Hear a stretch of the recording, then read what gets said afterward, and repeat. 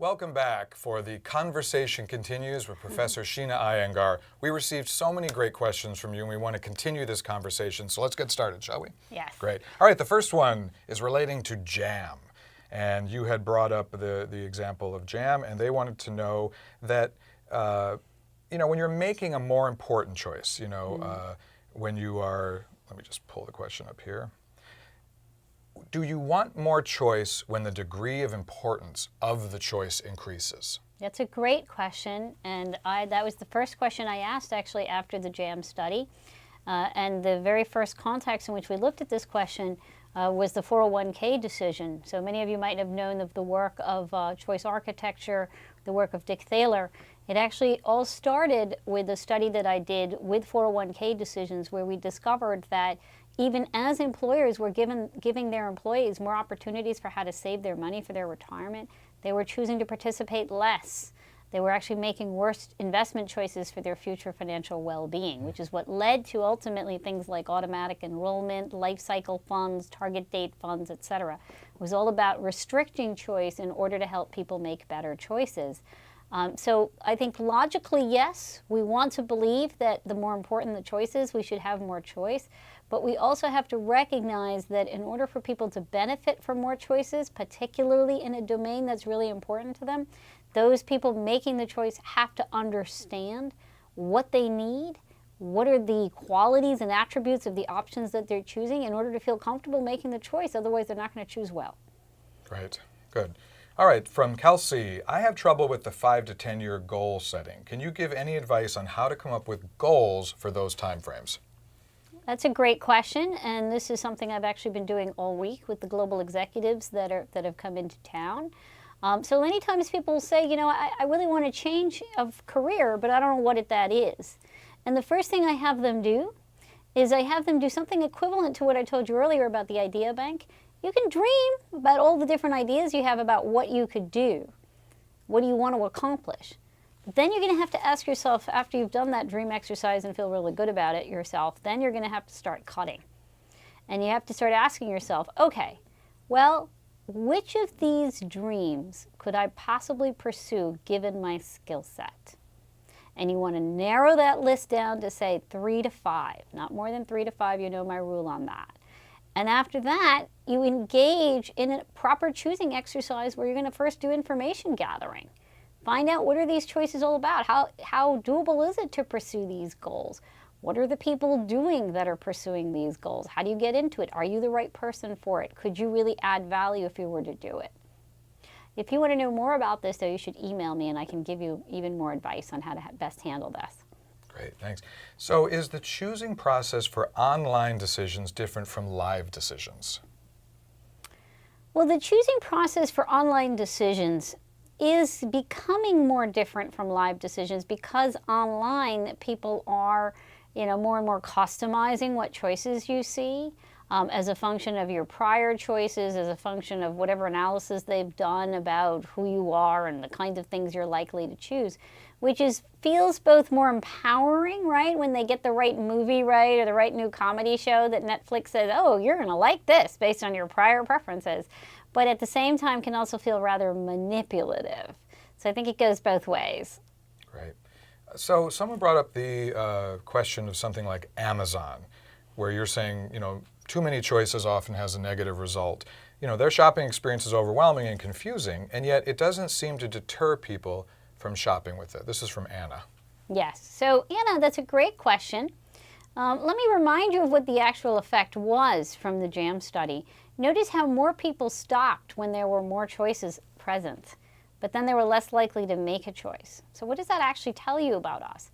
We want the perception of a lot of choice, but when it comes down to making a choice, we don't want to have the burden of actually having to go through and say, oh, this or this or this or this. So we love stores that make us feel like the sky's the limit, but we don't actually want our choosing exercise to be that cumbersome. And I think Amazon, if you think about it, that's essentially what it keeps trying to do, is finding ways to give you that feeling of lots of choice, but the experience of really being able to limit, either based on reviews or based on your prior choices. It now gives you recommendations. Also keep in mind that when you know exactly what you want, then going to a place that's more likely to have exactly what you want is actually perfect, right? That's where too much choice really shines. And that is the strong suit of an Amazon. Great, great. This is a good one. I think a lot of people will be interested in the answer to this one, but how does one choose who to hire for an important job? Do you have any advice? That's from Sebastian. Yeah, so that's a great question, Sebastian. And what's really insightful about that question is the recognition that, in fact, one of the domains in which we are most biased in our decision making is when hiring. Right? We pretty much decide who we're going to hire within the first minute of that interview. And that is not at all correlated with how well that person is going to perform. We have decades of research that shows that we're very biased. Now, and we try different ways to reduce that bias. One of the things that's really interesting about these new technologies like AI and machine learning is they actually, if used correctly, can reduce our bias. So there's some wonderful studies by a guy named Bo Cowgill, who's my colleague, who actually had a case of a very large organization, which you and I both know, and they selected candidates to be interviewed. And the candidates were selected either by humans or by non-humans. And then you had, by an algorithm, and then you had human interviewers. And it turned out that those candidates chosen by non-humans did better in the interview, were more likely to accept the offer, and actually performed better at the jobs up to 6 months later. And the other thing interesting about these non-human choosers was they were more likely to pick the non-standard candidates. And I think that if done right, I think we're going to see more and more of that tool being used for all kinds of decisions, whether it be college admissions or whether it be choosing who to hire. Great. I'm going to combine two questions here because I think they go in line with each other. They're from Diego and from Mary. And Diego's question was, how do you handle the fear of making the wrong choice, along with the question that Mary asked is, what's the biggest commitment you've ever made and how did you make that choice? So as I said earlier about the fear of making a choice, right? You'll never know whether that choice is going to work out. So you're going to have to ask yourself, okay, can I live with the worst possible outcome? And I'm not going to get the best possible outcome. It's going to be somewhere in the middle. So as long as that's an improvement over my status quo, or it's interesting and somehow gives me value, you choose it. And then you hope for the best and you keep choosing along the way. Choice is never a one thing, right? You're constantly iterating. Of course, when you make a choice, the best moment to make a choice is when you feel like, yes, this is what I want, when your gut and your reason are perfectly aligned, right? And that doesn't happen very much to us in our life. When it does, I think you should value it. Most of the time, we're kind of not sure. But if you have that moment when you really feel like you can reason through why this is a good choice and it feels right to you, you choose it. For me, that happened to me twice in my life, and they were the most important choices I ever made. The first was I chose to study choice. I made that choice way back in about 1993. I officially chose it with my advisor when I was at Stanford, and I've never regretted or looked back at that choice. And the second was I wanted a child, and I in particular wanted a son, and I had one, and I've always, I mean, he's the love of my life. And so those were probably the most important choices for me. That's not to say that I haven't made choices that weren't made in good faith and then didn't work out. You know, case in point, I'm divorced. But you can never look back and sit back and say, look, I regret what I chose, because you chose what you chose given whatever information you had at that time. And as long as you're updating your knowledge, then you choose differently going forward. Great. So a question about AI. What are your thoughts about leveraging AI to make decisions, and is it possible to be too reliant on these tools? That's from Maureen. Yeah, Maureen, that's a great question. I think the way to think about AI and machine learning is often their abilities are overhyped, right, in the news, in the media, etc. Can they do some useful things? Yes. Can they do some harmful things? Yes. So let's just think about the case of hiring. Now, let's imagine you had a company that had been making decisions for the last 20 years. And they had the data on all the people that they had hired and all the people that they had hired successfully. And let's imagine that the team of people that had been making that decision year after year after year were biased. And they were biased towards only blonde guys, let's say, right? So if you were to put that into an algorithm, what will the algorithm do? It will do an even more efficient job of picking out the blondes, right? So what do you need for that algorithm to work well? You actually need there to be variance, and you need there to be mistakes in the way humans made their decisions. If you have that, then you can start teaching that algorithm to vary it up a bit, do some experimentations, and in that way, it can teach you something. So just like previous technologies, you don't mindlessly use them. You have to understand what are the underlying assumptions, what are you getting it to do. You have to exercise judgment on how you're using it. Great. So following that theme, Prasanna has asked, are there any tips to avoiding analysis paralysis? So I think that's a great question, particularly in today's era where you have so much choice and so much information. You feel like, well, what if I choose this, I'll discover there's something better, and you might. And I think what's important to realize is that you have to understand your goals.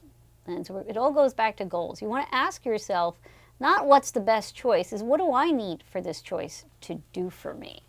Like, what are my goals? And once you find one or two or at max three that are close enough to your goals, if you're not getting anything more from extra information, you choose. And then you choose knowing what could go wrong so that you can modify as you go along to get the most of that choice. Great. I'm going to take two more questions here. Second to last will be from Derek. Can storytelling help simplify choices in an increasingly complex informational environment? So I think storytelling is becoming even more important than ever before, because storytelling is one of those things that we as humans do that we really feel is quintessentially the work of a human. So it helps reassure us that yes, humans matter, and yes, there's something that a human can do. How can storytelling help us today? Well, if you think about your goals, that's a form of storytelling. That's what story do I want to tell about who I am and how people will see me. And I think it's important for all of us to ask ourselves that question. What story do I want to tell about myself? What story do I want people to see about myself? How do I want to see myself when, let's say, I'm about to die? And I think it does simplify your life for you in that it helps highlight for you what are your priorities, what are your values, which makes it easier for you to make choices. On the other hand, you got to be careful with stories because stories do simplify, and in the process of simplifying, they might take away nuance, and you might create your own echo chamber. So that to get the most from storytelling, it's important to have more than one story. I mean, I could tell this story. Now let's look at the opposite extreme. Now, what do I like about this one versus this one? Can I imagine a third one? Because you want to be thoughtful even about what story you tell about yourself or whatever it is that you're telling a story about. Great. And one final question. I would feel terrible if we didn't get to this one from Matt. Choosing a life partner is one of those 20% decisions that drive 80% impact on life, happiness, success, health. Suggestions on how to go about this choice? Oh, it's a great question. I mean, I feel like if I could actually give you the right answer to that, I should be worth at least $1 billion, right? Exactly. Yep, exactly. Do you have a life partner? I do. You do? How long have you been with this life partner?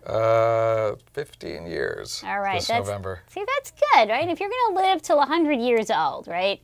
In this day and age, you probably do have to realize that, it's great if you have one life partner for the whole time, for let's say 80 years, but that may not happen. And as long as it's a meaningful relationship, then it still adds a lot of value to your life. So how would I think about this question? I mean, obviously we have limited time here, but I would ask you to think about your social capital. And I know that's an odd way to think about relationships and feels unnatural to us. But all of us have relationships, and we have different kinds of relationships, and those relationships play different roles for us. So we have friends, and what do friends give us? Friends give us entertainment and distraction. They give us knowledge. They give us ideas. They give us emotional support when times are really rough. That's what friends do that's in the ideal condition. That is not what your relationship does. So what are you looking for in an intense relationship? So I think it's first important to think about, what is that role supposed to serve in your life? Well, they're supposed to give you emotional support. They're supposed to help you develop. They're supposed to give you, if not lots of entertainment, and that entertainment is obviously going to die off, they have to give you harmony, that sense of comfort, that sense of security as you're engaging in various activities. And I think if you understand better what you're looking for in that relationship, as opposed to, oh my God, this person has to be, 6'3" and blue eyes and has to have muscles and has to go jogging every morning at 6 in the morning. I think all of those things are negotiable. I don't actually think those things matter to us as much as we say they do. Right. In the end of the day, what matters to us is this person shown themselves to deliver on those most important things that we need out of a relationship? Right. Very good. Thank you very much. I think that's a very positive end. And Matt, we wish you luck with that quest. Sheena, thanks so much for staying with us for The Conversation Continues. And thank you all for your wonderful questions today. We're happy to be with you. Thank you.